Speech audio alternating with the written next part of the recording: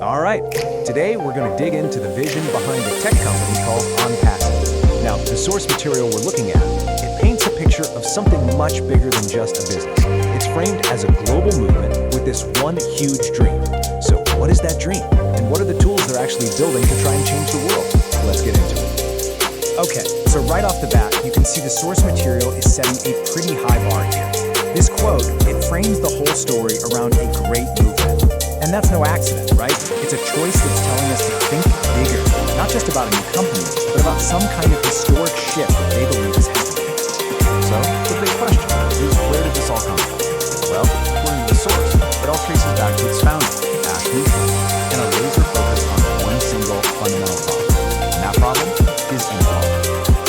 Yeah, the source really drills down on this idea of a world that's just starkly divided, the haves and the have-nots. And the vision that sparked ONPASSIVE was supposedly a direct answer to that. The goal? To build a digital ecosystem where the tools for success aren't locked away for privileged few, but are available to every single person. And this is a really important point the source makes over and over. ONPASSIVE, they say, wasn't cooked up in some boardroom. It was supposedly born as this global collective. The picture they paint is of founders from all over the world, from different continents, all coming together around this single, shared vision for a fairer digital future. Okay, so you've got this global community. What actually holds them all together? Well, it all boils down to what the source calls a philosophy of unity.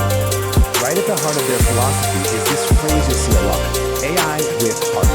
And look, this isn't just a clever marketing slogan. The source presents it as a direct answer to that widespread fear that AI is coming for all our jobs. The vision here is totally different. It's technology as a partner that empowers you, like an assistant that works for you, not in place of you. This really breaks down the huge mindset shift they're talking about. On one side, you've got the old way of doing things, all about individual competition. But on the other, you have this new vision of shared success. The goal, as they describe it, is to build a sort of digital nation that runs on collaboration, where one person's success is actually connected to everyone else's. And this quote, it just boils that whole idea down perfectly, doesn't it? We rise by lifting others. This is presented as the #1 guiding principle. It's the core mechanic, the engine of how this whole collaborative system is supposed to function. Okay, so a powerful philosophy is great, but how do you actually make it real? You need tools, right? Well, that's exactly what the next part of the source material dives into, the actual products designed to bring this whole vision to life. Their whole approach is called automation with compassion. And the core idea is pretty simple. It's about merging two worlds that don't always go together, powerful tech and real human needs. So the tools themselves, they aren't supposed to be complicated or scary. They're built to free people from all those boring, tedious tasks so we can all focus on the stuff that actually matters.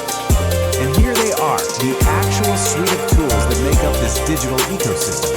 You can see they cover a whole lot of ground. You've got O-Connect and O-Chat for communication, O-Shop for selling things online, O-Desk for support, even a financial tool like O-Wallet.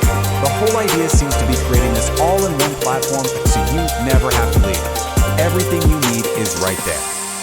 But here's the absolute key, accessibility. The source really hammers this point home. You don't have to be some tech genius to use any of this. The entire system is designed from the ground up to be super simple and intuitive. It's all about tearing down those technical walls that so often stop people from getting their ideas off the ground. And that accessibility, that sense of empowerment, it leads us straight to the next huge piece of this vision.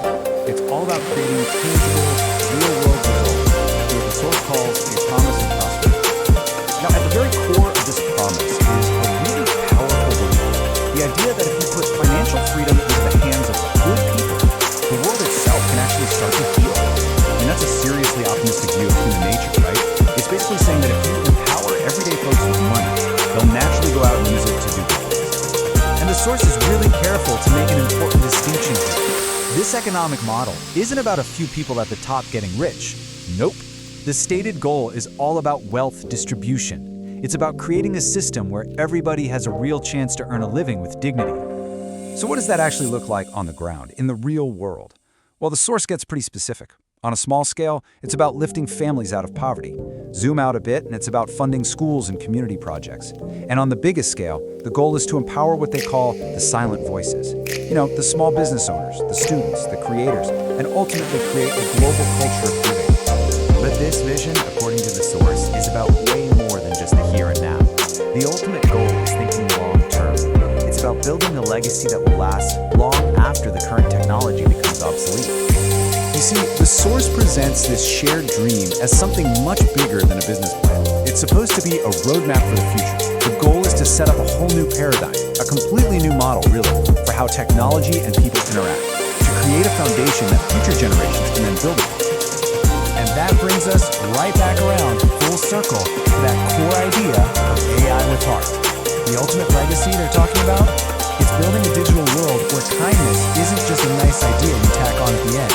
It's actually coded right into the system itself, so that technology creates opportunity, not anxiety. And this last quote really sums up the whole purpose described in the text. We are here to build, to serve, to uplift. It's a mission statement that's all about contribution, about service, and about making a positive impact. It's really an attempt to redefine what a tech company can even be. So, when you step back and look at it, the source material we've gone through lays out a seriously powerful and ambitious vision. It's all about technology as this great equalizer. But it also leaves us with a pretty massive question, doesn't it? Can a single company's shared dream, no matter how big, truly reshape something as massive and complex as a global society? That's definitely something to chew on. All right, today we're going to dive into the vision behind ONPASSIVE, this digital platform that's built around something it calls a victory system. We're going to be digging into a document that lays out its whole philosophy, from its huge overarching mission right down to the specific tools it offers. You know, it feels like the whole vision really pivots on this one phrase, #victory with Ashmufare. And the source material makes it clear. This isn't just some marketing hashtag. No, they're framing it as a real declaration, a moment that's supposed to signal that something totally new has arrived. So that's the big question, right? What is this new ecosystem all about? What problems is it supposed to solve, and who is it really for? Let's break down the key ideas that the source document lays out for us.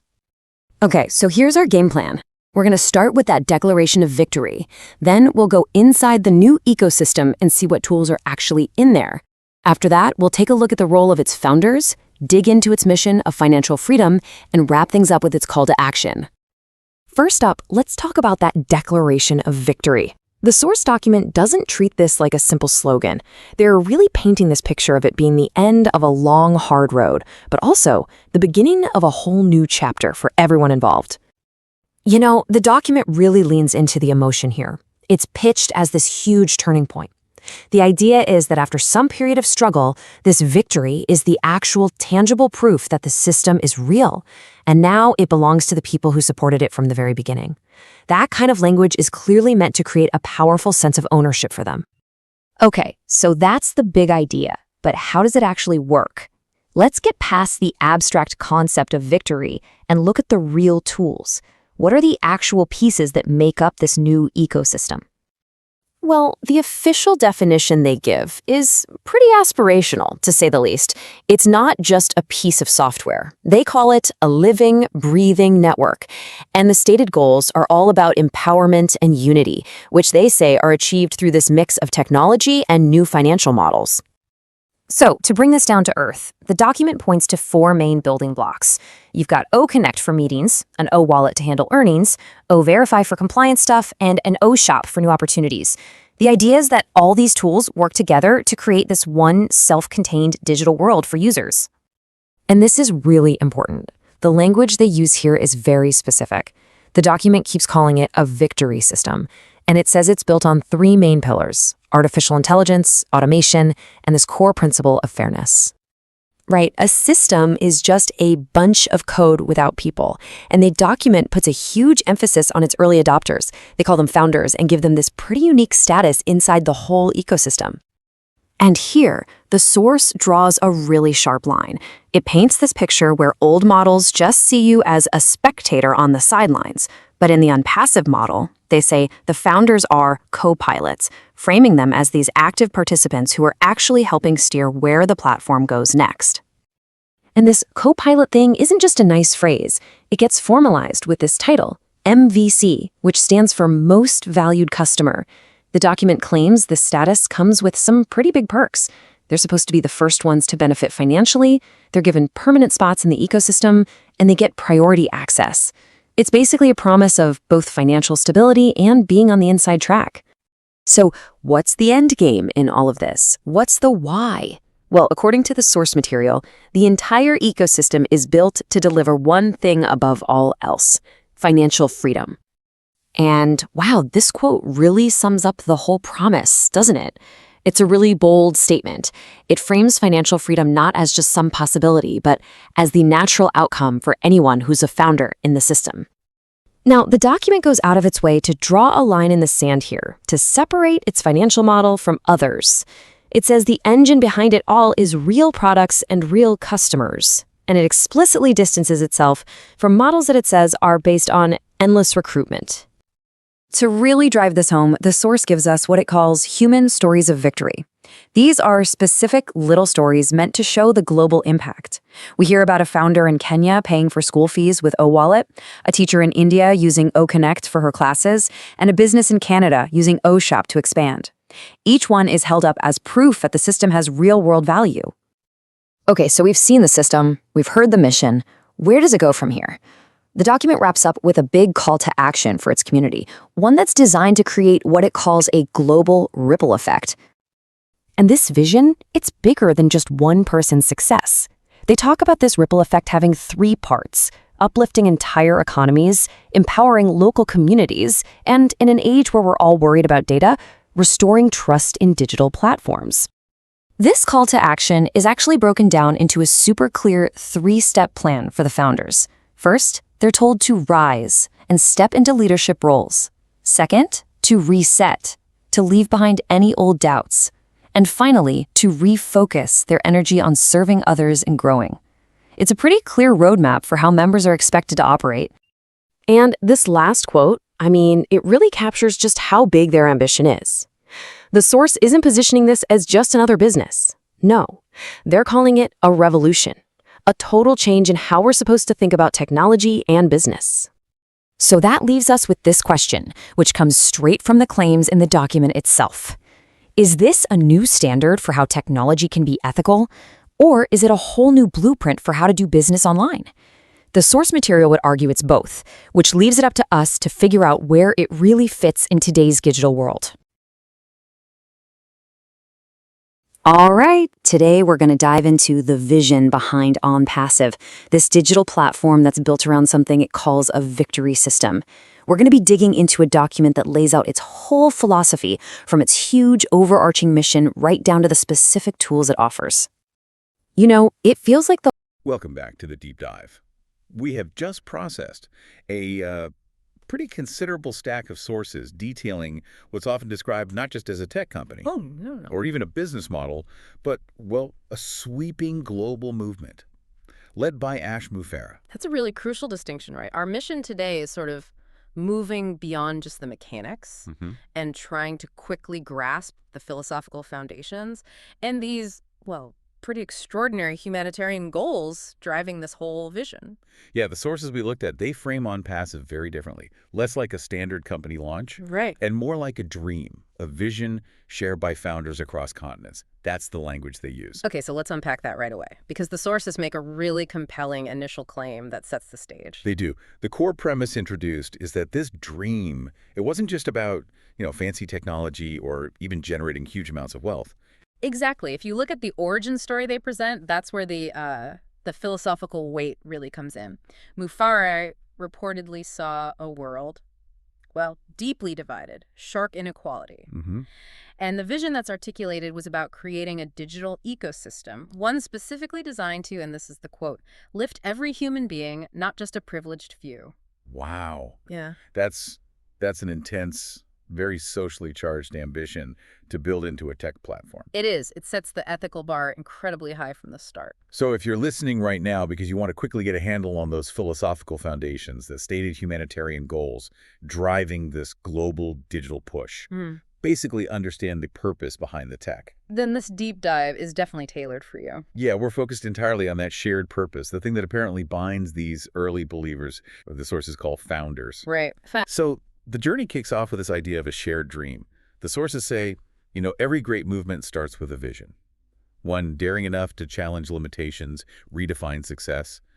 How does this vision redefine success? Well, it seems to redefine it by making it sort of mandatory and collective. The sources really highlight the scale of that early movement. Okay. Founders joining from Africa, Asia, Europe, the Americas, described as a global family, united not just by ambition, apparently, but by this belief we can change the world together. And I found this detail really compelling with the sources insist these founders didn't primarily join for like traditional profit motives. No. They came explicitly for purpose. Yeah. They embraced this concept the sources call AI with heart. AI with heart, that's a really profound idea to dig into. Yeah. It's presented as technology where AI is actually meant to empower humans to make sure they aren't displaced or replaced, Okay. but are lifted, supported by automation. It sort of flips that common narrative, that automation just kills jobs. Right, the fear narrative. Exactly. Here the claim is that AI creates automatic prosperity. Okay, that immediately brings up a question about governance then. Yeah. If the goal is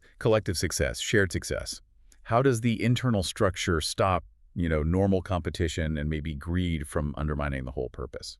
That's a fair question. Yeah. Mufara's structure, as it's detailed in the source material, is apparently based on this idea that real power is in unity, not in individuals scrambling against each other. The system was allegedly designed so founders would share equally in success, actively replacing those competitive models with collaboration. And the aspiration that flows from that unified structure, it's huge.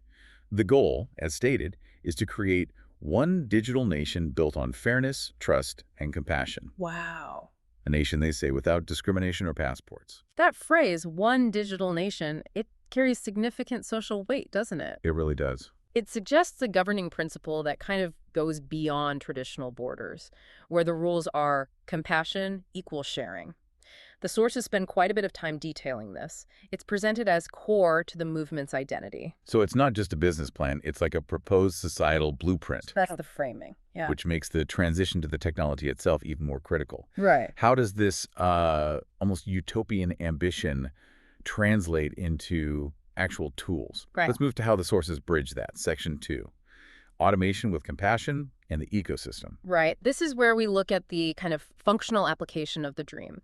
The sources describe Ash Mufareh's strategy as successfully merging advanced AI tech with human compassion. Merging them. Yeah. Introducing AI automation here is explicitly not about corporate dominance, the sources say, but about human liberation, specifically financial liberation from complexity and scarcity. Liberation's a huge word, a really bold word to attach to a software suite.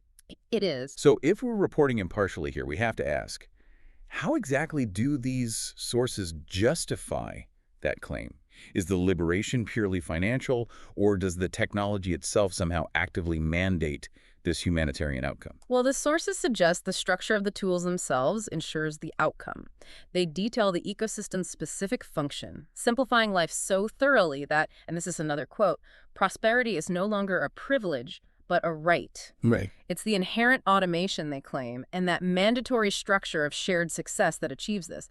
That's the vision, anyway. Okay, let's focus on the actual components mentioned then. We have this list of tools: OConnect, OChat, OShop, ODesk, OWallet, OPeer, and OVirtual. How do these collectively move the needle toward that global financial equality goal? Well, the list isn't just presented as, a random marketplace of apps. For instance, OWallet and the underlying compensation structure are really presented as the engine for this wealth distribution with dignity. Oh, okay, the engine. Yeah. The sources claim these tools altogether represent freedom from complexity, giving every founder what they call a platform of abundance. The core idea seems to be that the automation is working for you and automatically contributing to the collective success. So, if we connect this tech back to the stated social goal, the dream is just deeply, deeply intertwined with achieving immediate financial independence for its members. Precisely. And the philosophy there is highly explicit. When financial freedom gets into the hands of good people, the world heals. That's the belief. Right. The impact goals are ambitious. Founders are expected, it seems, to leverage their success to lift families out of poverty, fund local schools, drive community projects. So just built in. Yeah. The sources describe the aim as making giving not an option, but a culture. So the tech creates wealth, and the philosophy ensures that wealth gets channeled towards philanthropic ends. It's like an infrastructure built for mandatory contribution. Exactly, which, requires a really strong connection between the users and that larger purpose. And that brings us neatly into the themes of Section 3, bridging humanity and empowering the silent voices. Right, because the vision explicitly states it goes beyond just profit. It's about bridging human connection itself. How do the sources detail this cross-cultural connectivity? The tools themselves are positioned as the mandated bridge. The sources highlight, for example, how OConnect allows people to meet, teach, share across oceans, creating this kind of global classroom.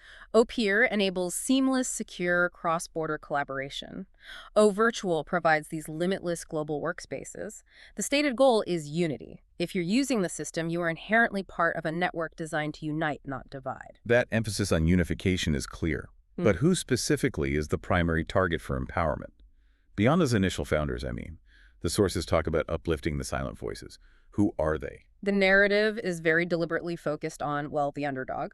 The sources specifically mention the small business owner who's struggling to compete, the dedicated student who's maybe struggling financially, the single mother looking for real opportunity, the dreamer who felt they never really got a fair chance in the traditional economy. And how is the empowerment actually delivered? Operationally, how does it work for these groups? By lowering the barrier to entry dramatically. They're given a global platform, like OSHOP is mentioned, to reach the world almost instantly. Digital tools that require supposedly virtually no advanced skills. Easy to use. Yeah, and the opportunity to earn while they learn. This turns just participating into both a learning and an earning opportunity. Designed to transform lives quietly, community by community. Which feeds directly into that larger culture of contribution idea. The philosophy is powerful. We rise by lifting others. The source material states pretty clearly that when ONPASSIVE and its founders succeed, the world gains because that success is structured for global reinvestment. Exactly. If you look at the bigger picture, the entire ecosystem is framed as fueling philanthropy, education, sustainability projects worldwide. The individual founder's prosperity is meant to become this beacon of hope. Right. Leveraging the shared success to solve local problems, global problems. Okay, let's turn our attention then to the global scale of this. Yeah. Which leads us into digital inclusion and legacy. Because despite all this connectivity and shared success, billions are still disconnected, right? Yeah. Without equal opportunity. The vision seems to address this goal of digital inclusion head-on, making tech universal. This is maybe the most audacious claim of all. The sources talk about envisioning an era where, say, rural villages have access to the same high-level AI education as people in major cities, where young people can work online safely, competitively, where innovation isn't bound by your geography or how much money you have to start. So breaking down those barriers. Completely. The explicit goal is to narrow the digital divide entirely so that, and this is another quote, humanity will move forward together. So technology isn't just an asset for the already wealthy. It's positioned as a fundamental equalizer, something required for true global citizenship. That seems to be the argument, yeah. And that brings us to the long-term view. The source material describes this whole dream as a legacy, a roadmap for the next generation. Right. The focus shifts from just current success to endurance, making it last. When Mufar talks about AI with heart, it's defined in the sources as a movement of kindness coded into technology. Kindness coded in, that's quite a phrase. Isn't it? The founders are presented as the first wave, pioneers building a world where success is automatically shared, where automation breeds opportunity, not fear or scarcity. And the expectation laid out in these sources is that the dream itself will outlive its originators, echoing through future innovations. The idea is that as this financial freedom unfolds through the ecosystem, the impact will just be felt everywhere. Villages connected, schools funded, the very concept of commerce transformed into contribution. It really culminates in this powerful statement that kind of encapsulates everything we've just discussed. Right. A new dawn is rising where technology meets compassion and prosperity meets purpose. Yeah. This deep dive really detailed a vision focused entirely on, well, shared success, financial equality, and using AI specifically to serve human connectivity and unity. Absolutely. And the source material ends with that powerful statement that this movement will lead to a world where humanity will rediscover what it means to care for one another in a digital age. This idea of mandatory contribution, structured compassion, It's central. It really is. So maybe a provocative thought for you, the listener, to consider, given this intense focus on digital inclusion and automation with compassion, what's one specific way you see this blending of technology and, well, mandatory kindness reshaping the concept of global citizenship? It's a vision that kind of demands we redefine our own personal role in the digital economy, doesn't it? It certainly does. Definitely something for you to mull over as you navigate your own corner of the digital world. Thank you for joining us for this deep dive into the philosophy and shared dream of ONPASSIVE. Yeah, we appreciate you tuning in. We'll catch you next time as we dive into another stack of sources.